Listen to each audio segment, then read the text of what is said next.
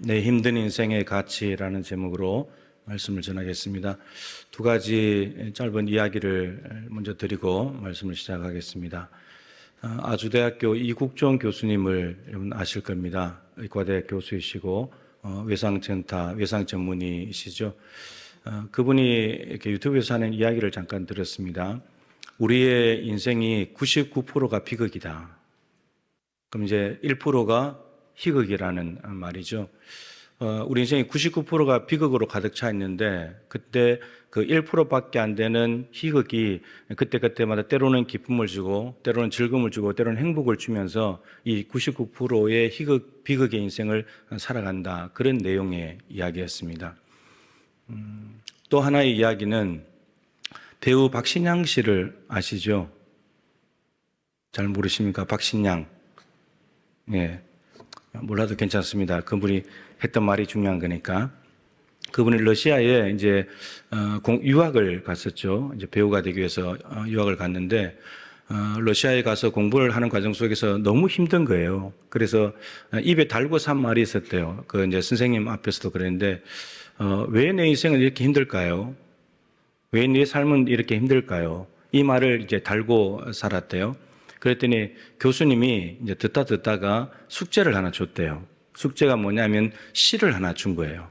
그 시가 뭐냐면 왜 내 인생은 힘들지 않아야 된다고 생각하십니까? 그 시 한 편을 주면서 이제 숙제를 보낸 거예요. 우리는 언젠가부터 내 인생은 행복해야 돼. 내 인생은 힘들면 안 돼. 내 인생 무조건 좋아야 돼. 이런 생각 속에 살아가죠.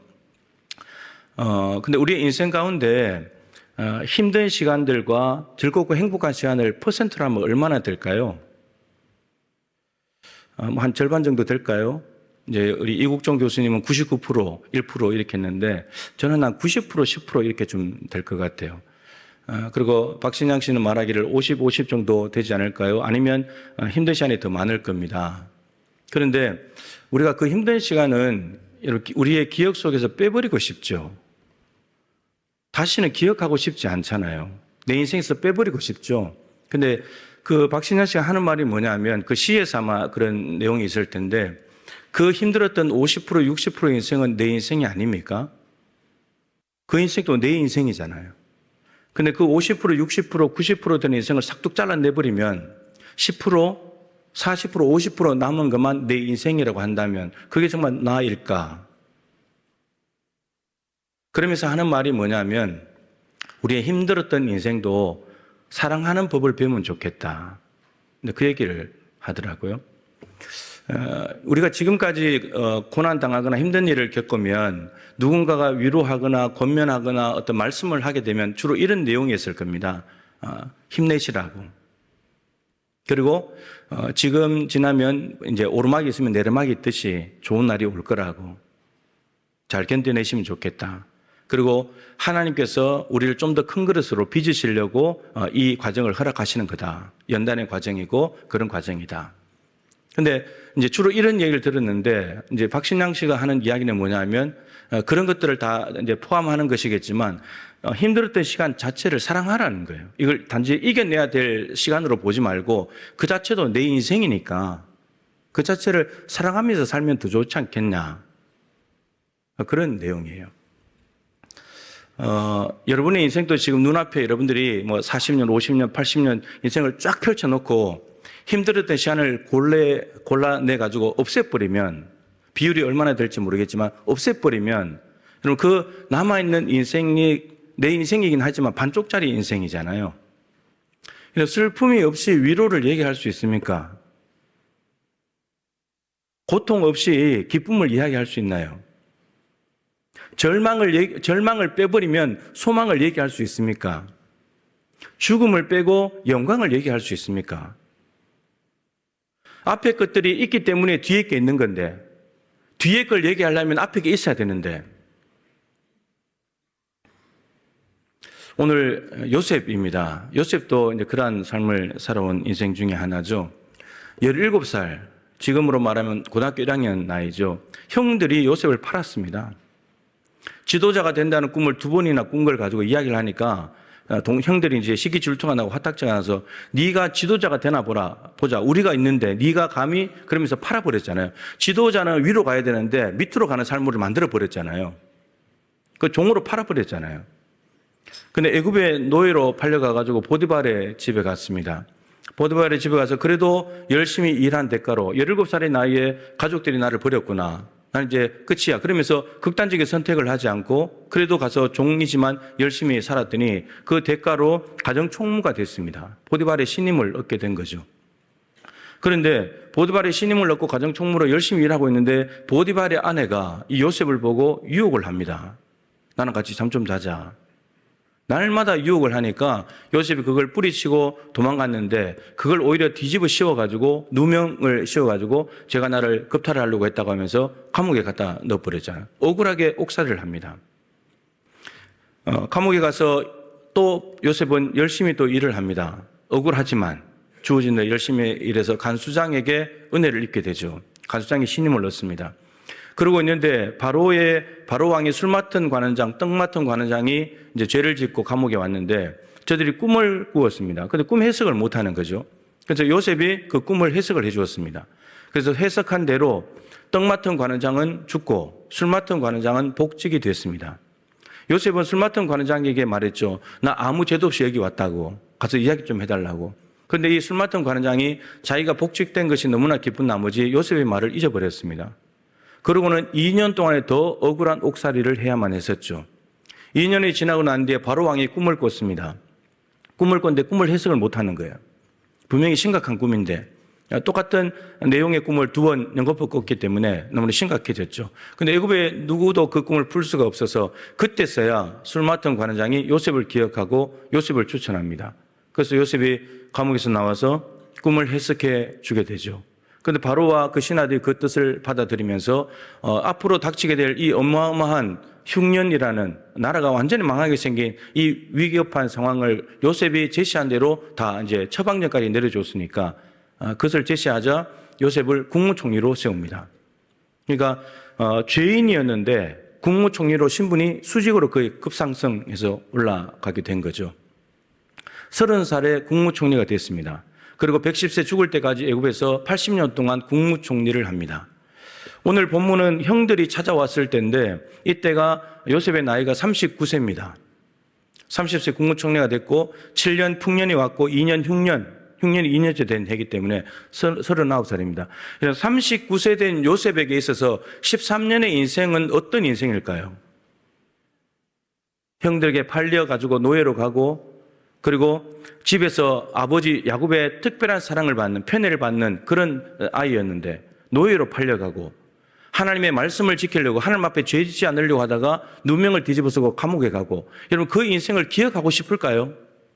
13년 세월을 자기의 39년 인생에서 삭제해버리고 싶지 않겠습니까? 자, 근데 이 요셉의 인생에서 13년을 삭제하면 어떻게 됩니까? 13년을 삭제하면 국무총리 요셉을 생각할 수 있습니까? 요셉의 요셉다움을 생각할 수 있겠습니까? 창세기 49장 22절에 야곱이 요셉을 축복하면서 너는 셈 곁의 가지다. 셈 곁에 무성한 가지가 담을 넘었다. 요셉 하나가 잘 돼가지고 자기 가족뿐만 아니고 애굽 전체를 살리는 무성한 가지가 담을 넘어서 자기를 넘어서서 가족과 애굽 전체를 살려버린 이 어마어마한 삶을 살았는데 이러한 삶을 생각할 수 있겠습니까? 13년을 빼버리면 13년이라는 세월을 빼버리면 요셉을 우리는 이야기할 수가 없어요. 요셉을 봐도 아무런 감흥이 없어요. 요셉의 경험은 사실은 겪기 힘든 일 아닙니까? 17살의 나이에 가족들에게 버림을 받고 누명을 뒤집어서 감옥 가고 이런 일들은 겪기 힘든 일이잖아요. 감옥에 죄수가 국무총리로 올라가고 이런 일들은 겪기 힘든 일들이죠. 이런 일들을 빼버리면 요셉을 이야기할 수 없고 국무총리 요셉을 말할 수 없고 요셉의 요셉다움을 전혀 이야기할 수가 없다는 사실이죠. 자, 근데 우리가 생각해야 될 것은 이것입니다. 요셉이 13년이라는 세월을 빼버리게 되면 동시에 빠지는 것이 있어요. 우리는 삭제하고 싶죠. 여러분에도 요셉이 13년 같은 시간이 있었을 겁니다. 그 시간을 빼버리고 싶죠. 근데 그 시간을 빼버리면 같이 빠지는 게 있어요. 뭐가 빠지냐? 하나님이 빠져버려요. 하나님이. 형들에게 팔려갔는데 창세기 39장에 요셉이 팔려간서 보디발의 집에 갔다는 이야기와 함께 동시에 따라오는 말이 있습니다. 여호와께서 요셉과 함께 하심으로 형통하였더라. 여러분, 노예로 팔려갔는데 뭐가 형통할까요? 이 형통이라는 것은 만사 형통, 모든 일이 다 잘 된다 그런 말이 아니고 하나님께서 요셉을 향하신 뜻대로 이루어져 간다 그런 뜻입니다. 그러면 형통한 거죠. 형들은 지도자가 되지 못하게 하려고 거꾸로 밑으로 내려보냈는데 하나님은 그 밑으로 내려간 상황 속에서도 지도자로 만들고자 하는 하나님의 뜻은 계속해서 운행이 되고 있다는 뜻이니까 그 형통한 거예요. 하나님께서 함께 하시면서 형통했는데 보디발의 집에 들어갔을 때 보디발의 집에 은혜를 베풉니다. 하나님께서. 왜 베푸냐? 요셉을 위하여. 요셉 때문에. 요셉이 복덩어리거든요.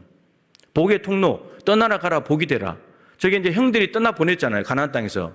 애굽 땅으로 가라고 해서 팔려갔잖아요. 근데 거기에서 하나님은 그 형들의 악한 행동에 대해서도 선으로 바꾸어서 복되는 삶을 살게 만드시는 거예요.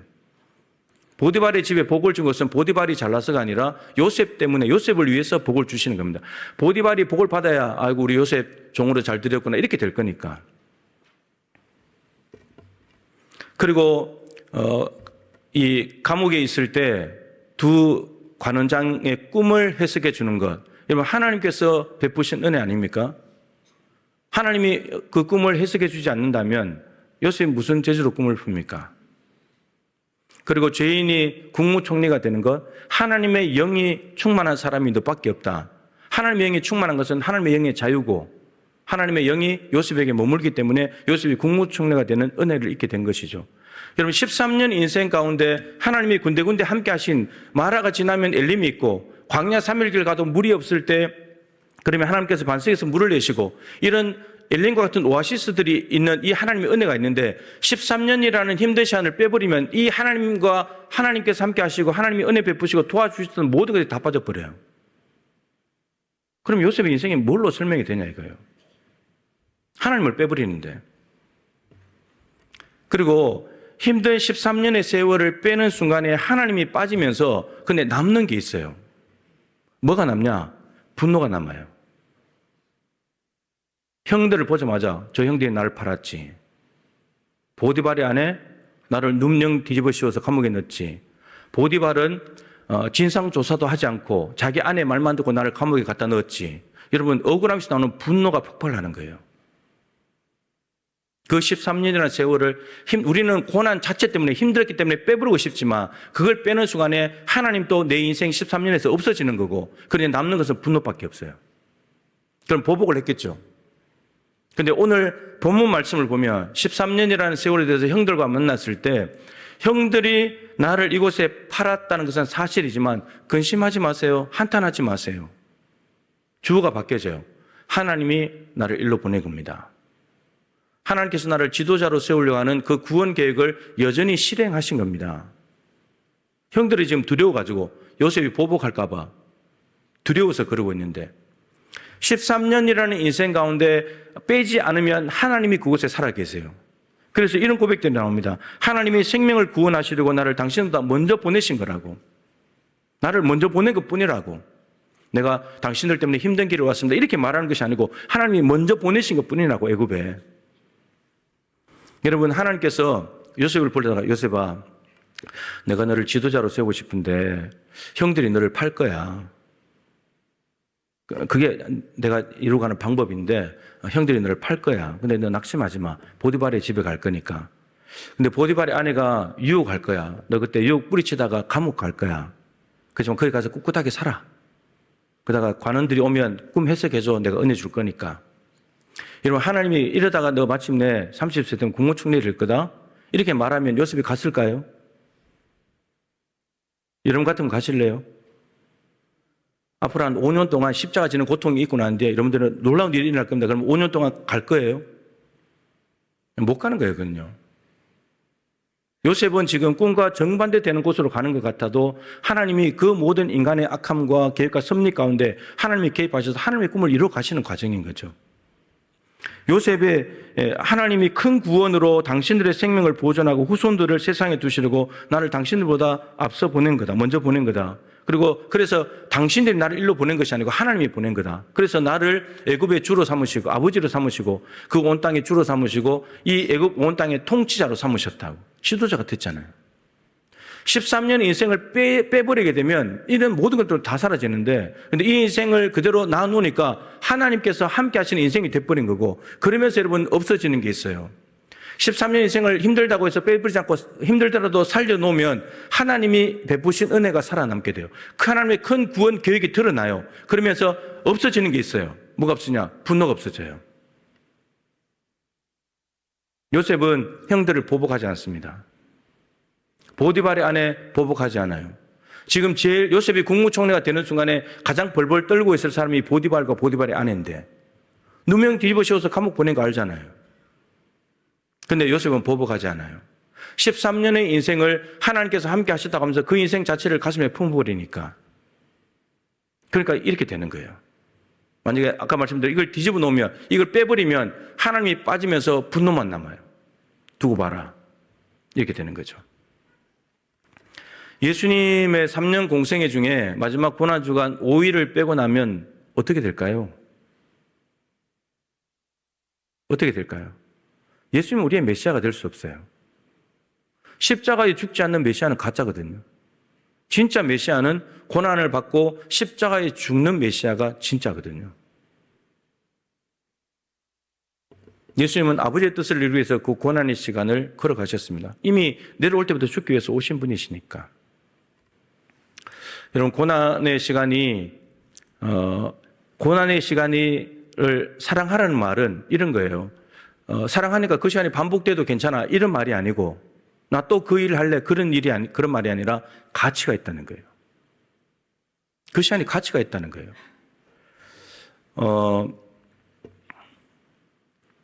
제가 동부교회 온 지 이제 횟수로 13년째인데, 정확히 말하면 11년 10개월 됐습니다. 이제 2달 지나면 만 12년 되는데, 이제 개월 나면 142개월이에요.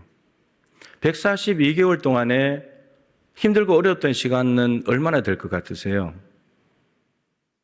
그래도 괜찮고 기쁘고 참 해보자 행복하다 그런 시간. 참 죄송하지만 제가 계산을 대충 해보니까요. 한 135개월은 힘들었던 것 같아요. 이제 올해 들어와서 7개월 정도 좀 괜찮다. 그 정도. 뭐 중간중간에 있었던 엘린과 같은 시간을 합쳐도 1년 안 될 거예요. 근데 그 시간을 빼버리면 담임 목사 13년 142개월 중에서 135개월을 빼버리면 뭐가 될까? 지금 7개월을 얘기할 수가 없어요. 그리고 그 시간 동안에 하나님께서는 여기 앉아서 눈물로 기도하고 혼자 외롭게 보낸 시간을 다 보고 듣고 계셨다고 하셨거든요. 그리고 안에 환상 가운데 이 캡슐과 같은 곳에 제가 그게 안에 들어가 갇혀 있는데 그걸 깨고 나오려고 이렇게 몸부림치는, 밖에서 누가 한 번만 탁 깨주면 나올 수 있는데 근데 혼자 몸부림치는 것을 하나님께서 다 보고 듣고 계셨다. 근데 보고 듣고 계신 것은 감사한 일인데 어떻게 생각하면 이게 좀 멀리 느껴지잖아요. 이렇게 멀리서 보는 거니까. 근데 신근경색이 오고 난 뒤에 주님은 좀 더 가까이 오셨습니다. 이게 친구로, 내 옆에서, 내 뒤에서 나를 붙드시고 보호하시는 주님으로. 고난의 시간을, 힘든 시간을 지나면서 하나님에 대한 이해가 깊어지고 하나님과 함께 했던 시간들, 더 가까워지는 시간들이 그 시간 안에 있었다는 거예요. 근데 이걸 빼버리면 저는 아무것도 아닌 거예요. 우리가 고난 자체가 힘들기 때문에 인생에서 빼버리고 싶지만 그 시간은 너무너무 가치가 있습니다. 아브라함 카이퍼라고 하는 목사님이 있습니다. 네덜란드 20세기의 첫 수상입니다. 공직 생활을 57년 하셨는데 수상 4년, 교수 20년, 목사 7년, 그리고 의회의 정당의 의장 42년, 하원 의원 7년, 상원 의원 7년, 주간지와 일간지 편집인 47년, 그리고 저술한 책은 232권입니다. 그런데 이분이 하신 말씀이 있어요. 매일 밤 주께서 나에게 물으시는 것만 같다. 나의 쓴잔에 버금가는 너의 고통은 무엇이냐? 제가 이렇게 나름대로 해석을 했어요. 57년 동안 공직생활, 여러분 쉽게 가볼 수 없는 자리들이잖아요. 상원의 하원의 수상까지. 근데 말하자면 좀 높은 데 위에서 이렇게 지내신 분이죠. 그러니까 매일 밤마다 주님이 물으시는 것 같다는 거예요. 나의 쓴자는 예수님의 십자가예요. 내 십자가의 고통에 견줄 만한 너의 십자가는 뭐냐? 저 위에만 있으니까. 이 말은 주님께서는 우리의 인생 가운데 인생을 펼쳐놓고 무엇을 귀하게 보시는가? 너 나의 십자가에 번가는 너의 고통, 그 시간이 나한테는 귀해. 우리는 행복하고 기쁘고 즐겁고 소망이 가득하고 웃음이 넘치는 그 삶만을 기억하고 싶겠지만 주님께서 바라보시는 가치는 우리 힘든 시간이 있다는 거예요. 그래서 베드로전서 4장에 베드로가 말하기를 그리스도의 고난을 당할 때 첫 번째, 그리스도의 고난에 참여하는 것으로 즐거워해라. 여러분, 우리가 고난 당하는 세월은 예수님의 십자가 쓴 잔에 참여하는 우리 나름대로의 고통인 거예요.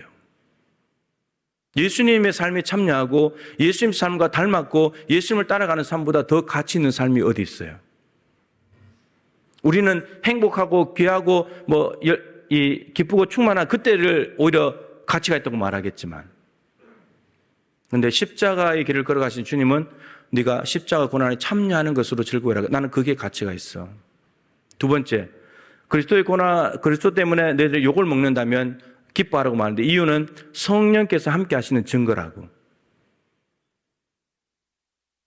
우리가 고통당하는 세월을 보낼 때 여러분 그 고통을 엘림과 같은 것을 중간중간에 있으면서 그걸 가지고 참아낸 그 모든 세월들은 성령께서 함께 하시기 때문에 가능했다는 말이에요.